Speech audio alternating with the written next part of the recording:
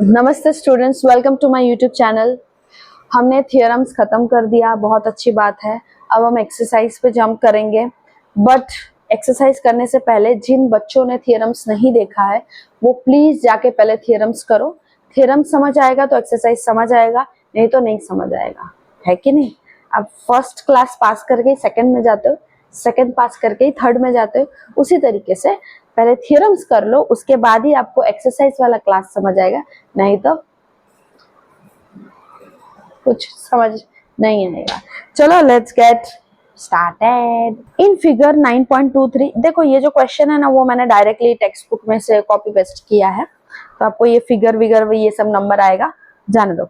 तो ये जो फिगर है, A B C are 3 points on a circle, दिख रहा है हमें सर्कल पे 3 पॉइंट्स है with centre O such that BOC जो है वो हमें दिख रहा है 30 डिग्री का है। हाँ, इसे हम एंगल 1 मान लेते हैं एंड इसे हम एंगल 2 मान लेते हैं and AOB equal to 60 degree. If D is a point on the circle, अगर D एक पॉइंट है सर्कल के ऊपर other than the arc ABC, find ADC। हमें क्या फाइंड करना है? ADC एंगल फाइंड करना है। कैसे फाइंड करेंगे? याद है हमने थियरम किया है, समझो एक सर्कल है, ठीक है, ये वाला थियरम एक किया था AOBC, ठीक है।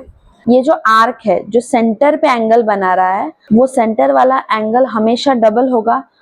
वही आर्क जो सर्कल के दूसरे कोई भी पार्ट में एंगल बना रहा है, मतलब AOB equal to 2 into ACB, ठीक है। ये वाला थ्योरम पढ़ा था, याद है। अब हमें BOC और AOB दिया है, मतलब टोटल AOC तो दिया है, हम 60 plus 30 that is equal to 90 निकाल सकते हैं। तो हमें AOC दिया है that is equal to 90 degree. हमें ADC फाइंड करना है, तो क्या करेंगे? अगर हमें सेंटर वाला एंगल फाइंड आउट करना था तो हमने बाकी एंगल को 2 से मल्टीप्लाई किया, ठीक है। अगर हमें ये D वाला एंगल फाइंड आउट करना है तो हम 2 से डिवाइड करेंगे। अगर हमें सेंटर वाला एंगल फाइंड आउट करना है तो हम इस एंगल को 2 से मल्टीप्लाई करेंगे, और अगर हमें ये फाइंड आउट करना है तो सेंटर वाले एंगल को 2 से डिवाइड करेंगे, उल्टा करेंगे, है कि नहीं? उल्टा ही तो करेंगे। तो बस 90 डिवाइडेड बाई 2 कर देंगे तो हमें ADC मिल जाएगा, ठीक है। ये तो एक इंट्रोडक्शन था, अब मैं लिखूंगी तो आपको सब समझ आएगा। वो थियरम याद है ना? नहीं याद है तो अभी सब याद आ जाएगा। देखो, सबसे पहले गिवन लिखते हैं। गिवन क्या है? सर्कल को हम Q लिख देते हैं। Q is a circle with centre O। अब यहाँ पे दिया हुआ है गिवन में कि एंगल 1 BOC को हमने एंगल 1 ले लिया equal to 30 degree, angle 2 equal to 60 degree. Find क्या करना है? फाइंड क्या करना है? Angle ADC। अब हम इसे सॉल्व करते हैं। सॉल्यूशन, पहले तो AOC एंगल निकालते हैं। AOC एंगल निकालने के लिए हमें एंगल 1 और एंगल 2 को प्लस करना पड़ेगा। तो angle AOC equal to angle 1 plus angle 2 that is equal to 30 plus 60 degree that is equal to 90 degree, ठीक है। AOC तो मिल गया, तो angle AOC that is equal to 2 into angle ADC, है कि नहीं? ये थियरम था, इसलिए बोलते हो कि थियरम पहले जाके देखो तो ये समझ आएगा। Equal to 2 into angle ADC, और इसके पीछे रीजन लिख देते हैं। एंगल, रीजन नहीं, थियरम लिखना पड़ेगा हमें। Angle subtended bye an arc at the centre is double the angle subtended bye it at any other point. Okay, ये रीजन था। तो एंगल AOC कितना मिला हमें? 90 डिग्री मिला। तो 90 degree equal to 2 into angle ADC। तो therefore angle ADC into 2 equal to 90 degree. तो angle ADC equal to 90 divided by 2 आएगा, क्योंकि यहाँ पे मल्टीप्लीकेशन में इक्वल टू के इस बाजू आया तो डिवाइड हो गया, तो 45 डिग्री। तो therefore angle ADC equal to 45 degree. समझ में आया? सबसे पहले हमने गिवन लिख लिया, फिर फाइंड क्या करना है वो लिख लिया। प्रूफ में क्या लिखा कि एंगल AOC जो है वो 2 हिस्सों में बांट के दिया है, तो हमने AOC फाइंड आउट करने के लिए एंगल 1 और एंगल 2 को प्लस किया, that is 30 plus 60 equal to 90 degree. फिर हमें ये थ्योरम ये कहता है कि AOC equal to 2 angle ADC, ये हमें थ्योरम से मिलता है और थ्योरम हम यहाँ पे लिख देंगे कि angle subtended bye an arc at the centre, मतलब एक आर्क जो सेंटर पे एंगल बनाता है वो एंगल हमेशा डबल होता है।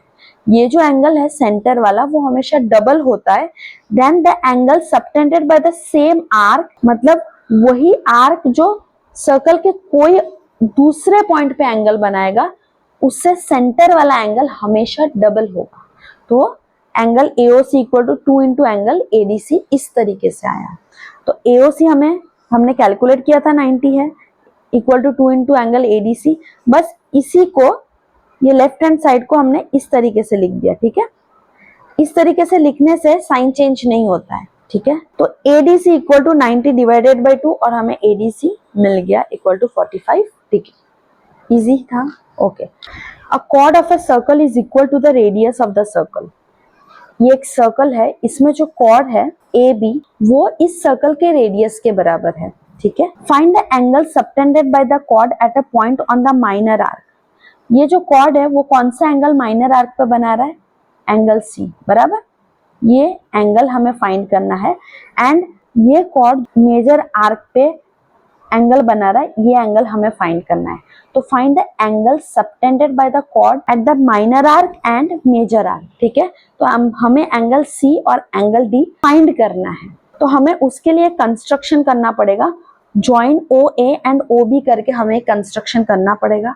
ये कंस्ट्रक्शन करने से क्या मिलेगा हमें, ये कंस्ट्रक्शन करने से ये जो OAB है ना, OAB, ये एक इक्विलैटरल ट्राइंगल मिल जाएगा। तो इक्विलैटरल ट्राइंगल में जो तीनों एंगल्स होते हैं वो 60 डिग्री के होते हैं, ये 60 और ये भी 60। तो एंगल O अगर 60 डिग्री का हमें मिल गया तो एंगल D उससे हाफ होगा। एंगल O मिल गया that is equal to 2 into angle D, तो 60 equal to 2 into angle D। तो D कितना होगा, 30 डिग्री का मिल जाएगा हमें, है कि नहीं। तो एंगल D तो हमें मिल गया। तो एक ये जो मेजर आर्क पे कौन सा पॉइंट था, एंगल D मेजर आर्क पे था, ये वाला आपको दिख ही रहा होगा कि ये जो मेजर आर्क है इस पे एंगल D है, ठीक है। तो एंगल D तो मिल गया क्योंकि O हमने कैलकुलेट कर दिया। OAB एक इक्विलैटरल ट्राइंगल है तो एंगल D एंगल O का हाफ होगा, ठीक है। ये भी थ्योरम करोगे तो आपको समझ आ जाएगा, ओके। अब एंगल C फाइंड आउट करने के लिए हम ये क्वाड्रिलेटरल पकड़ेंगे, ABBC, ये क्वाड्रिलेटरल है, बराबर, ये क्वाड्रिलेटरल है। उसके ऑपोजिट एंगल्स का सम 180 डिग्री होता है, मतलब क्या, angle D plus angle C equal to 180 degree होगा। एंगल D तो मिल गया, कितना है angle D, 30 plus angle C equal to 180 degree. तो उसी तरीके से हमें एंगल C भी मिल जाएगा, 180 माइनस 30 करके एंगल C भी हमें मिल जाएगा, that is equal to 150 degree. समझ में आया, ये समझाने की कोशिश थी। अभी मैं लिख लिख के एक एक पॉइंट आपको समझाती हूँ, टेंशन मत लो। ये उन बच्चों को बहुत अच्छे से समझ आएगा जिन्होंने मेरे पहले वाले वीडियोस देखे और थियरम्स बहुत अच्छे से प्रैक्टिस किया है, तो ही समझ आएगा, नहीं तो नहीं समझ आएगा। और अगर नहीं समझ आए तो निराश हताश होने की जरूरत बिल्कुल नहीं है। क्या जो जरूरत है वो करना है, जाके थियरम्स करो, बुक पेन निकालो, थियरम्स करो, प्रैक्टिस करो, उसके बाद ये वाले वीडियो पे आओ तो बहुत अच्छे तरीके से समझ आएगा। उसमें है ही क्या, बहुत ईजी है, तो करके तो देखो। जब मैम बोल रहे तो करके देखो, फायदा मिलेगा, लाभ मिलेगा, और मिलेगा तो आप मुझे ही बोलो कि मैम फायदा तो हुआ। तो चलो लेट्स गेट स्टार्टेड। पहले गिवन लिखते हैं।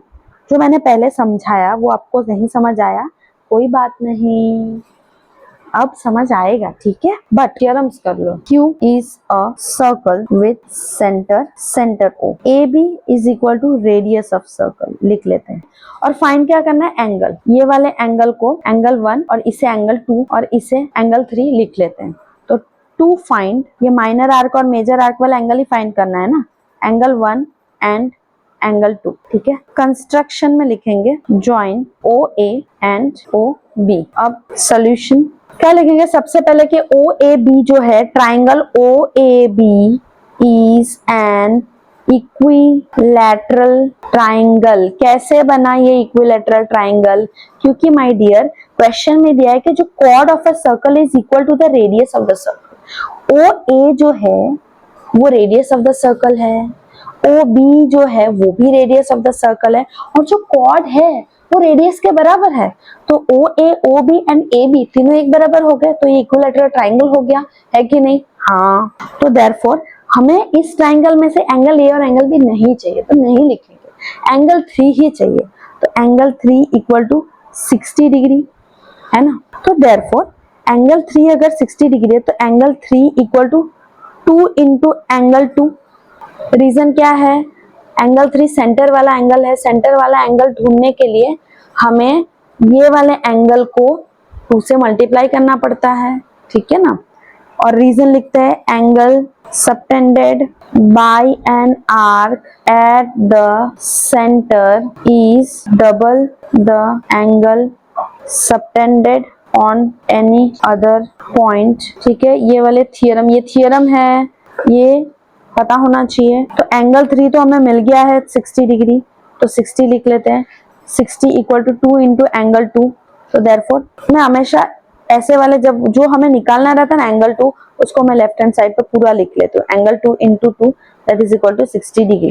तो angle 2 equal to 60 divided by 2 that is equal to 30 degree. ठीक है, तो एंगल 2 हमें मिल गया 30 डिग्री। अब ए सी बी डी एक साइक्लिक क्वाड्रिलेटरल है कि नहीं? क्योंकि इसके चारों वर्टाइसेस ए सी बी और डी चारों सर्कल के ऊपर है, तो इसके ऑपोजिट एंगल्स भी 180 डिग्री को होंगे। तो as A C B D is a cyclic quadrilateral, therefore angle 1 plus angle 2 equal to 180 degree. और रीजन लिख दो, sum of opposite angles of quadrilateral is 180 degree. ठीक है, 180 डिग्री या सप्लीमेंट्री कुछ भी लिख सकते हो, आपकी मर्जी। तो देयरफॉर एंगल 1 प्लस एंगल 2 कितना है? 30, that is equal to 180 degree. तो angle 1 equal to 180 minus 30 that is equal to 150 degree. तो हमें मिल गया, यहाँ पे लिख लेते हैं। Therefore angle 2 equal to angle 2 equal to 30 degree. ये दोनों ही मिल गया। एंगल 1 और एंगल 2 ही तो हमें फाइंड करना था, तो फाइंड एंगल 1 एंड एंगल 2। तो फाइनल आंसर मैं यहाँ पे लिखती हूँ, दूसरा पेज नहीं ले रही हूँ। देयरफॉर एंगल 1 कौन सा है? A C B equal to 150 degree, and angle 2 कौन सा है? A D B equal to 30 degree. यही तो हमें फाइंड आउट करना था। समझ आया? सबसे पहले क्या किया हमने? ये इक्विलैटरल ट्राइंगल लिया। इक्विलैटरल ट्राइंगल के एंगल्स, तीनों एंगल 60 डिग्री के होते हैं, पता चल गया। तो ये पता चल गया तो एंगल 2 भी पता चल जाएगा, वो 60 का हाफ हो जाएगा 30 डिग्री। एंगल 2 पता चल गया तो हमने क्या किया कि एक साइक्लिक क्वाड्रिलेटरल है, तो एंगल 2 पता है तो एंगल 1 इजीली पता कर सकते हैं। Angle 1 plus angle 2 equal to 180 degree, और फिर माइनस कर दो, उस तरीके से इजीली मिल गया। अच्छा लगे तो वीडियो को please like share and subscribe करो, और मिलते हैं नेक्स्ट वीडियो में। बाय।